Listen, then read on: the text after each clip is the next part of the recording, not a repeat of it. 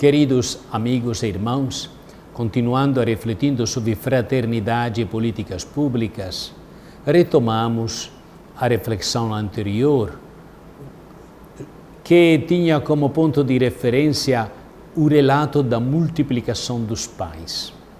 Neste relato, Jesus faz questão de reorganizar o povo faminto em grupos menores, de 50 e 100 pessoas. Assim, Jesus cultivava a memória do Êxodo.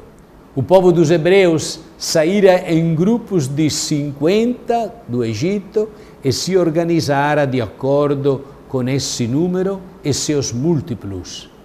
E diversas vezes os profetas fazem referência a grupos de 50 ou de 100 pessoas. Mais tarde, justamente, se fala de 50.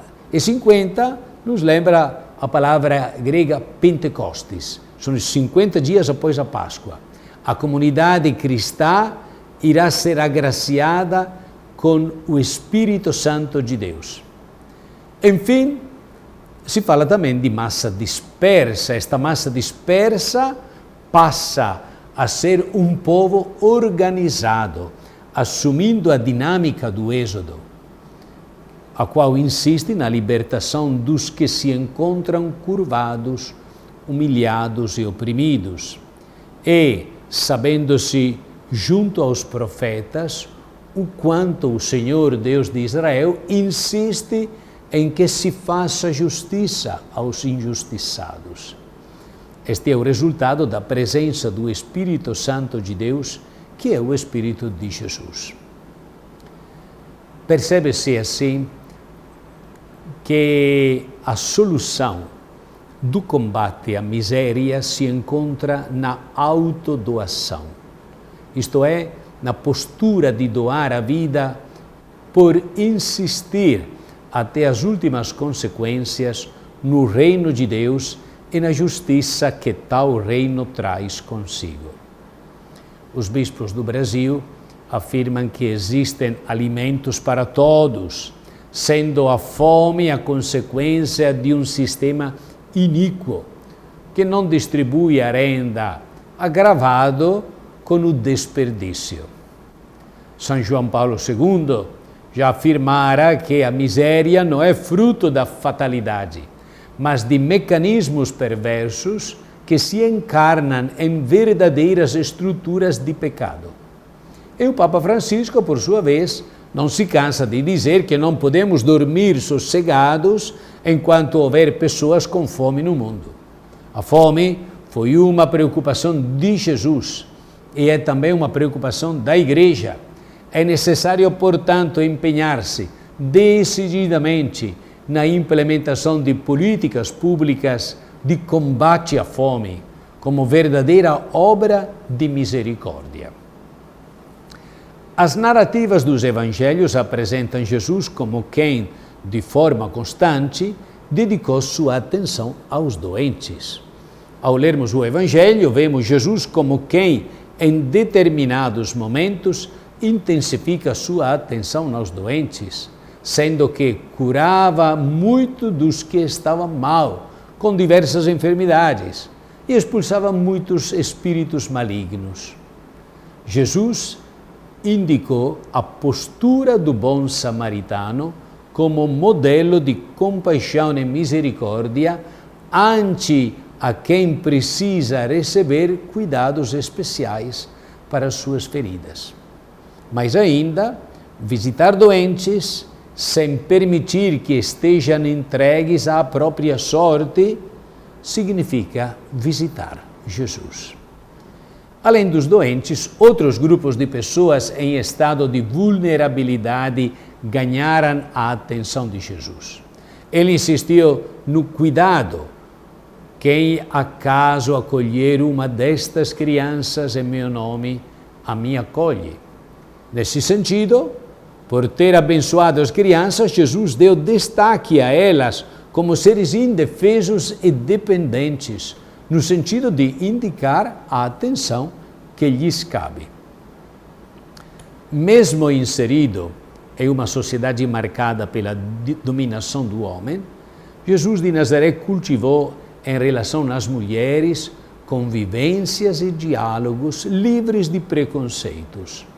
Reconheceu a igualdade delas na ordem prevista por Deus para a criação, acolhendo junto às suas sagradas escrituras a ideia de que Deus criara a humanidade, homem e mulher. No mais, Jesus incluiu as mulheres no grupo de seus seguidores. Deu destaque à extraordinária capacidade da mulher de amar muito. Além disso, as mulheres chegaram a fazer parte das imagens e parábolas criadas por Jesus em vista do anúncio do Evangelho. Segundo os 4 evangelhos, mulheres se tornaram as primeiras testemunhas da ressurreição de Jesus.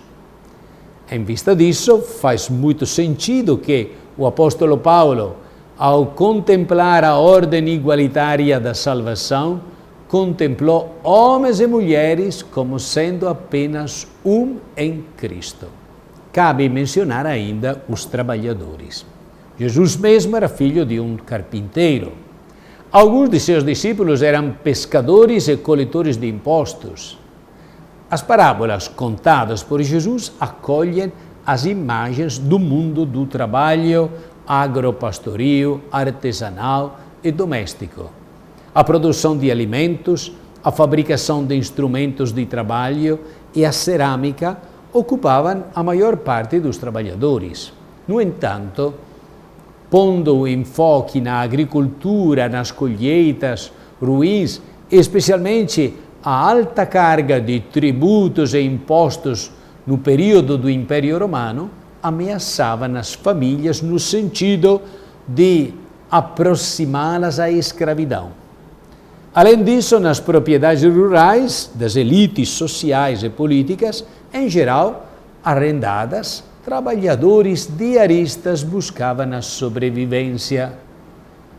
Olhando para os últimos, que estavam no ponto mais baixo da hierarquia da população trabalhadora, justamente por não terem propriedades que lhes servissem como segurança, neste caso, Jesus, de forma surpreendente, pensou em salários mais igualitários, exatamente como expressão da justiça diferenciada pertencente ao reino dos céus. Nós precisamos aprender com Jesus a ter compaixão dos sofredores. Jesus, como palavra encarnada de Deus, é o auge da história da salvação do Senhor. Nos evangelhos, até os opositores de Jesus, tanto em termos religiosos como políticos, o descrevem como quem era verdadeiro e como quem, segundo a verdade, ensinava verdadeiramente o caminho de Deus, sendo que, por não se preocupar com quem quer que fosse e por não olhar para a aparência dos homens, guardava o princípio da equidade, da fraternidade.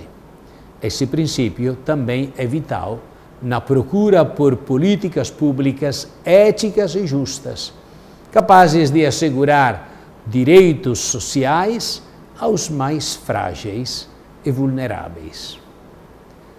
Ser discípulo ou discípula de Jesus inclui, enfim, a tarefa de compreender as dimensões sociais e políticas iluminadas pela boa nova anunciada pelo Mestre único. Afinal, o reino dos céus é a presença da justiça, ao insistir no amor ao próximo, seguindo o exemplo de amor dado por Jesus. O próximo, no entanto, é, conforme o Evangelho, sobretudo aquele que mais se encontra ameaçado em sua sobrevivência, ora por ser faminto ou doente, ora por ser trabalhador e assalariado, ora também por ser mulher, ora por ser criança. Enfim, é justamente esse o raciocínio e o modelo de comportamento que a fé cristã propõe, quando dialoga com a sociedade, a fim de enriquecer o debate dos projetos e a eficácia das políticas públicas atuais. Deus abençoe a todos em nome do Pai, e do Filho, e do Espírito Santo. Amém.